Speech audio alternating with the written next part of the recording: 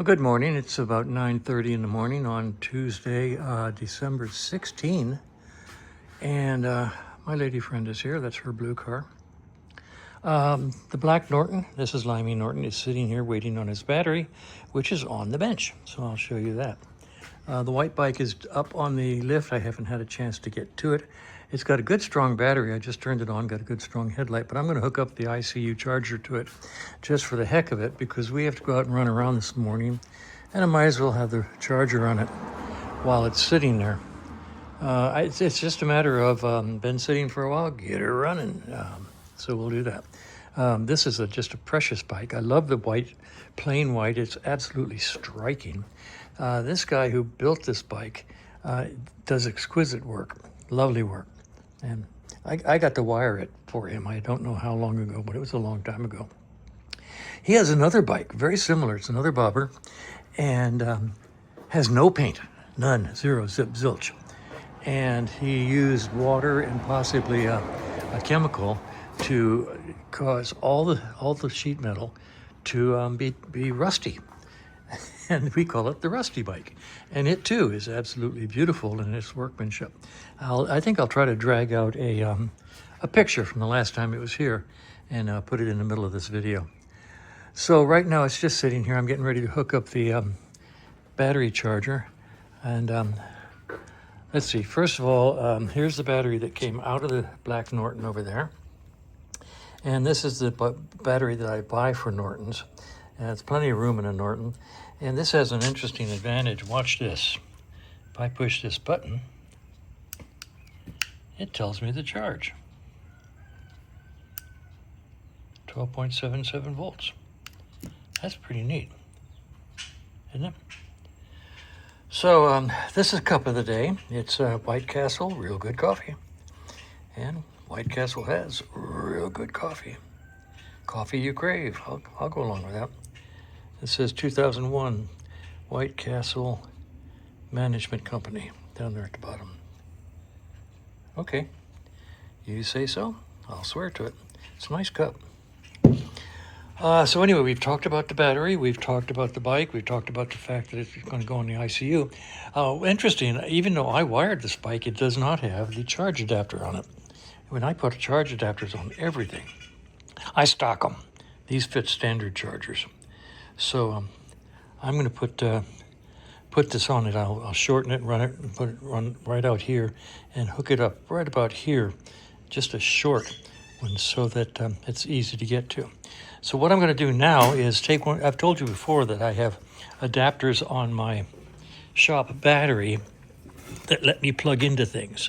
Well, I also have them on my this old-fashioned battery charger that I put this on it so I could read the output.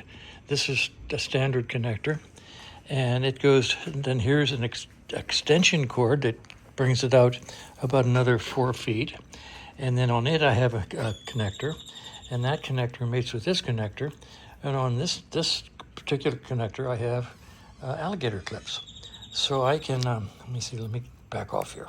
Yeah, on this connector I have alligator clips. So I can put this on this, go through that, get all the way over to my charger over there. And this is about, I'm going to say, a 10-foot cord that I've built. Worth its weight in gold, so you can walk all around the shop and not be restricted. I also did the same thing, just in case you're interested. This is my heat gun, and I have extended by splicing in unused AC cables. I've got this heat gun, so I can walk all the way from over there to over here. I can go all the way around the workshop just by extending the power cable. That's very handy.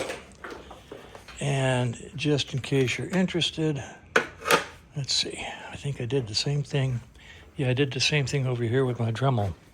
My Dremel has about a 10 or 12 foot.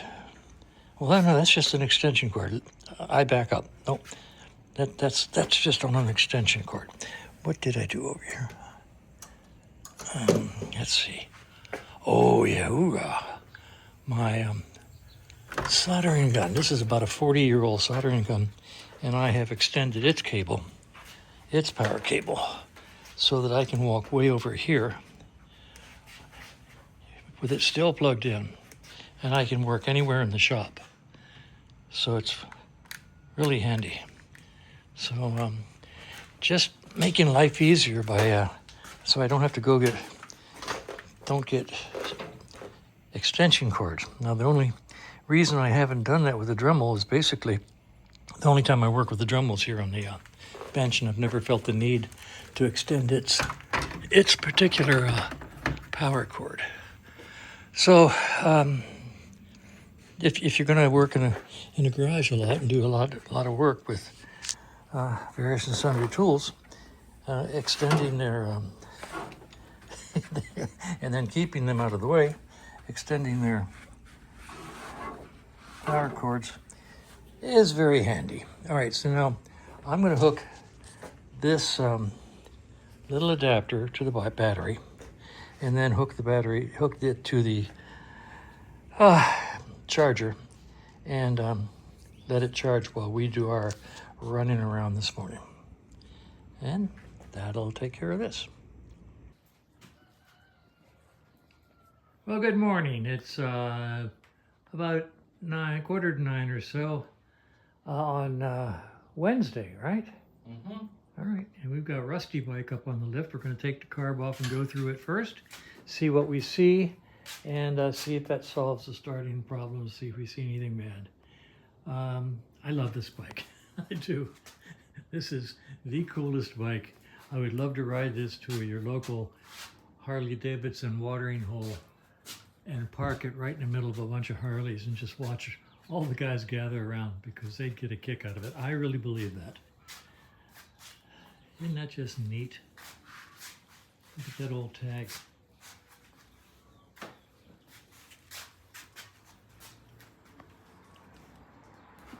Beautiful work. These struts are lovely. Homemade pegs, homemade pipes. The guy is a really good mechanic, or good machinist. Built that battery box, custom tank. Yep, and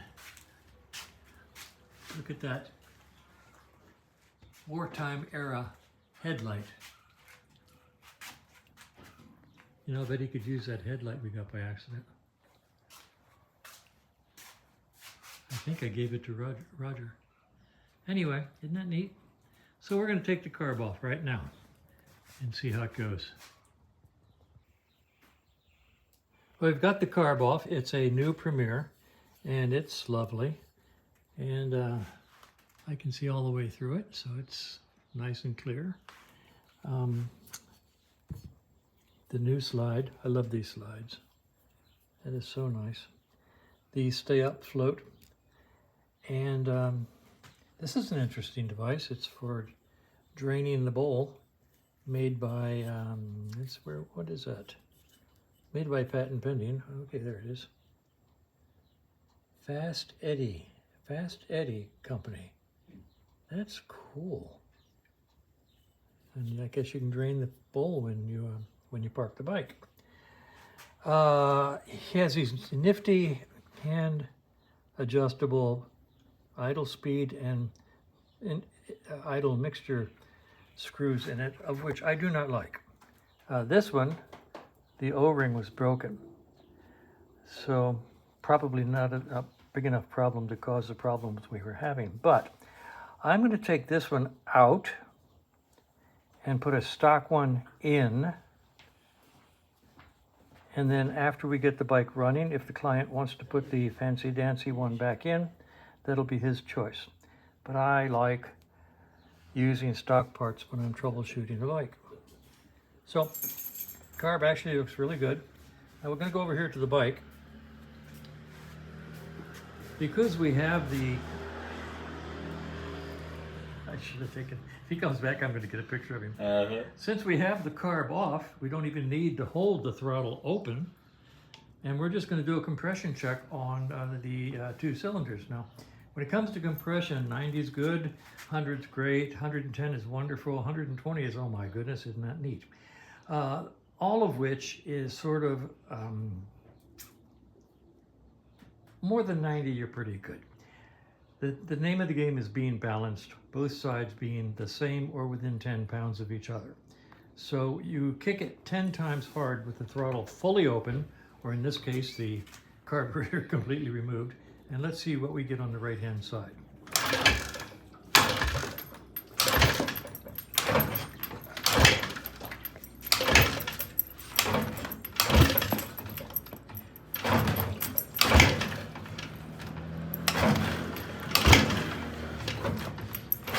Okay. That's 10, that's great. My goodness, got 120 pounds. All right, we're gonna pop that off here and put it in the other side and see what we get over here.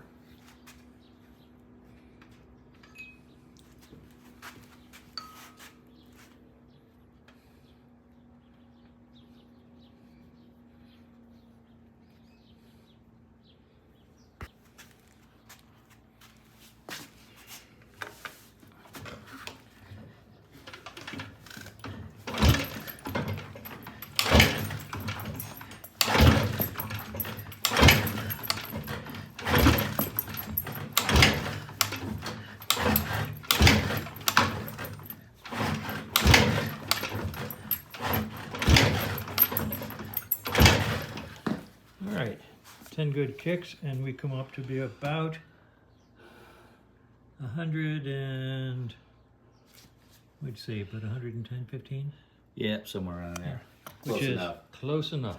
Good compression both sides. So I don't see a problem there. All right, so we're gonna put this carburetor back together, put it back on the bike, and check the flow out of the petcocks. I think you've already done that, right? Yep. Both petcocks flowing gas okay? Yep. All right, we're gonna put the carb back on it and see what we see. Here we go.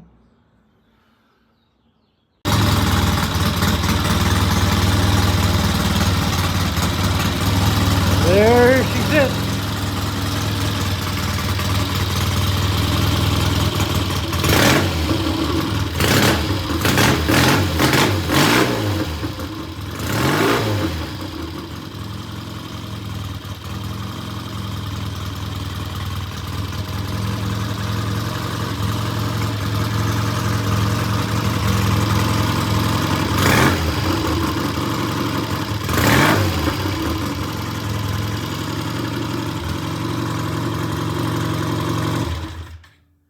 Okay, what we did that fixed it, first of all, we went through the carburetor.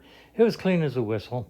Put it back together. I did put a stock pilot jet adjuster, air screw adjuster in, and I'm going to leave it there. I like it.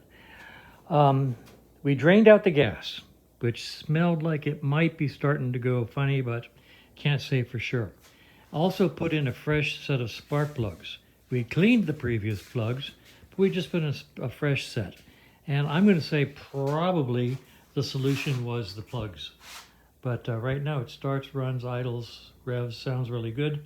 I'm going to declare it done and let the client come get it and do the test ride, because I'm not going to test ride it.